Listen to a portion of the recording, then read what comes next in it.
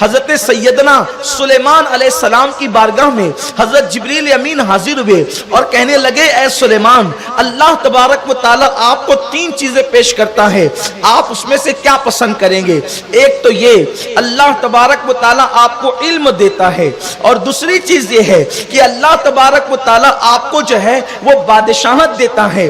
علم اور بادشاہت میں آپ کون سی چیز کو قبول کریں گے؟ اور تیسری چیز جو ہے اللہ تبارک و تعالی آپ کو عزت دیتا ہے, عزت ہے, بادشاہت ہے اور علم ہے, تینوں میں سے کون سی چیز آپ نے پسند کرنا ہے؟ حضرت سلیمان علیہ السلام نے فرمایا مجھے تو علم چاہیے اور مجھے کچھ نہیں چاہیے. تو پھر جب حضرت سلیمان علیہ السلام نے علم کو قبول کر لیا تو جبریل امین نے عزت اور بادشاہت سے کہا کہ چلو چلو اب تم واپس چلو اللہ کی طرف. تو دونوں نے کہا کہ اللہ کا ہمیں حکم ہے, جب اللہ نے ہمیں پیدا کیا تھا تو ارشاد فرمایا تھا جدھر علم ہو جائے گا اس کے ساتھ تم لوگوں کو بھی جانا پڑے گا. تو چونکہ سلیمان نے علم کو پسند کر لیا, قبول کر لیا, تو اب عزت بھی یہی رہے گی اور بادشاہت بھی یہی رہے گی. پھر سلیمان علیہ السلام کو کتنی عزت ملی کہ جنات ان کے تابع ہو گئے. حضرت سلیمان کو کتنی عزت ملی, پریاں ان کی تابع ہو گئی. سلیمان کو کتنی عزت ملی, ہوائیں ان کے تابع ہو گئی. تو پتا چلا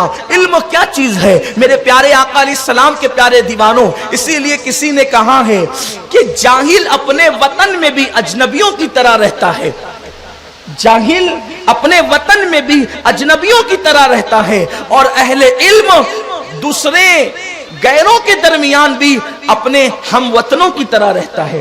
اگر اس منظر کو دیکھنا ہے تو آپ دیکھتے ہیں ہمارے یہاں کتنے دور دور سے اہل علم آتے ہیں, لیکن ہم ان سے ایسی محبت کرتے ہیں جیسے اپنے رشتہ داروں سے محبت کرتے ہیں. ان کے جانے پہ ہمیں افسوس ہوتا ہے. اسی طریقے سے ہم کوئی بہت بڑے علامہ تو نہیں ہیں, لیکن جب ہندوستان بھر میں کہیں جاتے ہیں تو ایسا لگتا ہے کہ یہ لوگ اپنے گھر والوں سے زیادہ ہم سے محبت کرتے ہیں.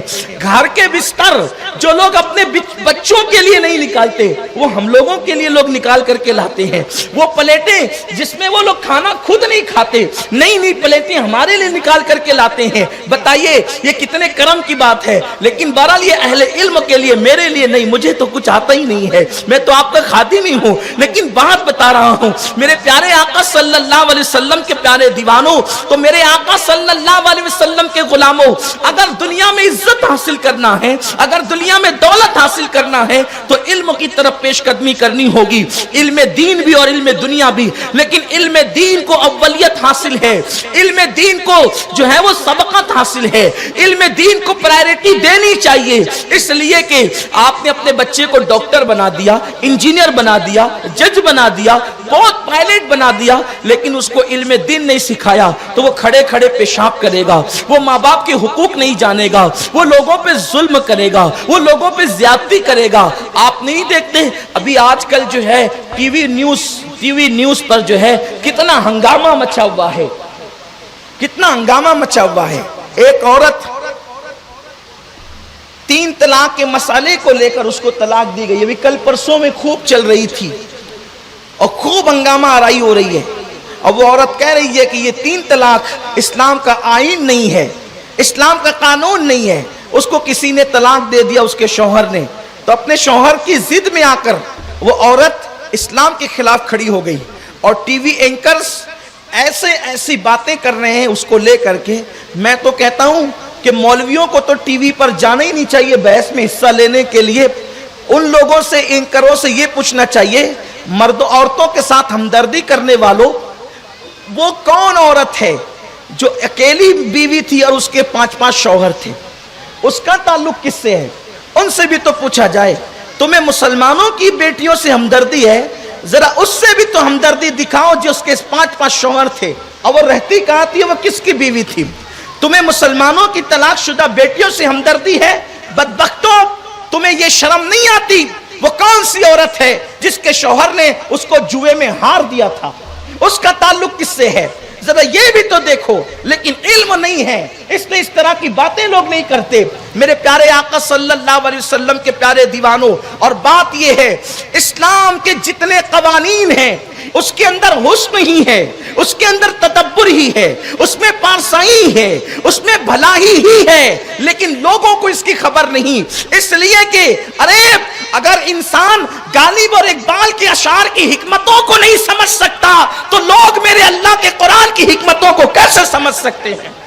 لوگ اللہ کے کلام کی حکمت کو کیسے سمجھ سکتے ہیں جب ان کے پاس علم نہیں ہے؟ میرے آقا صلی اللہ علیہ وسلم کے پیارے دیوانوں، تو آج ہمارے بچے اور بچیاں جو دین سے دور ہو رہے ہیں اس کی سب سے بڑی وجہ یہ ہے کہ ان کے پاس علم نہیں. لیکن یاد رکھیں، علم روشنی، علم نور، علم مینارہ نور، علم کامیابی کا ذریعہ، علم کامرانی کا ذریعہ، علم جو ہے وہ جیل سے نکال کر تخت پر لاتا ہے. علم جو ہے عزت عطا کرتا ہے، علم شہرت عطا کرتا ہے، علم وقار عطا کرتا ہے، علم ہواؤں میں پرواز کراتا ہے. علم کے ذریعے سے دولت ملتی ہے، علم کے ذریعے سے عزت ملتی ہے، علم کے ذریعے سے امامت ملتی ہے، علم کے ذریعے سے قیادت ملتی ہے. لیکن یاد رکھنا، اللہ رب العزت نے تم سے یہ نہیں فرمایا کونو